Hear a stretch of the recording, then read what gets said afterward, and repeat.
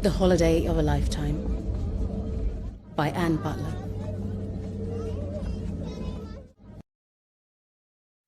Rose emerged from immigration into a different bustle. An industrial AC droned. The air smelt like dark chocolate. Head on swivel, she dodged travellers manhandling large suitcases, sliding through the gaps between stop-starters and parents wrangling sticky, cranky children.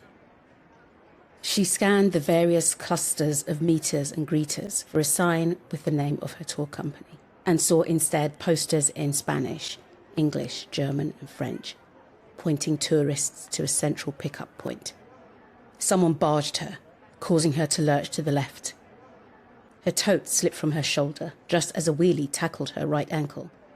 She skipped, grimacing, and her tote slipped further.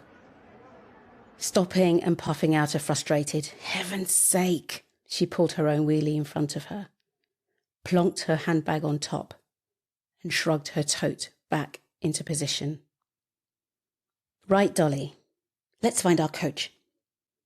She checked for oncoming bodies, hunched her shoulders, and weaved her path as per the directions, which took her out of the terminal building and into the humidity of a Costa Rican evening. She saw the travel rep immediately, thank God.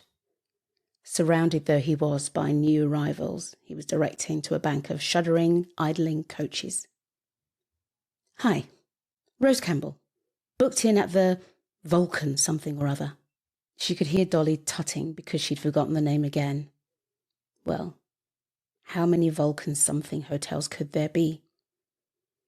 The tour guide, a young man who was probably too old to be doing this job, smiled at her. Such a beautiful smile, she took it back. "Miss Campbell, welcome to Costa Rica." He looked around. "And the other Miss Campbell?" Rose stood straighter and cocked her head. "Change of plans. It's just me." The young man beamed and leaned in to murmur, "Good for you." He straightened up and tipped his head to the right. "Your bus is at Bay 23.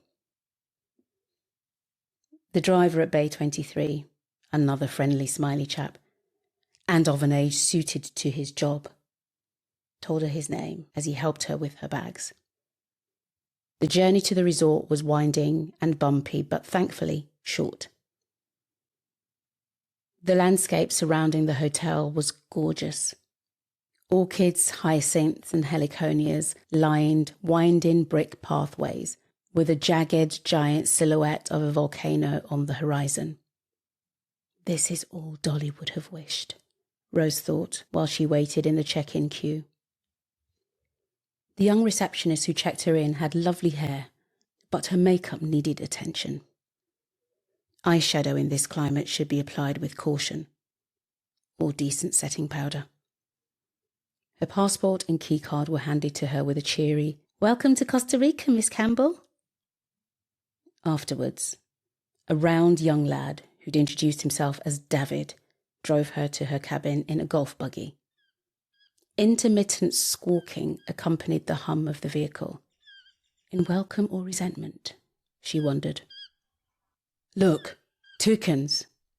Rose looked up and saw scissoring beaks and flashes of yellow, black and red among the foliage of a huge, silver-leafed tree. She pursed her lips, blinked and swallowed. Imagine. Her cabin was all light wood, floaty curtains, modern and chic. She went out onto the terrace and listened to the rustle of the rainforest and the languages of creatures she couldn't see. Holding on to the railing, she leant out as far as she could. A hummingbird darted by, and she laughed, brushing tears away, yet allowing the grief a moment. But only a moment. Then she turned and settled onto a padded seat, and she took a deep breath. Dolly, you'd have loved this.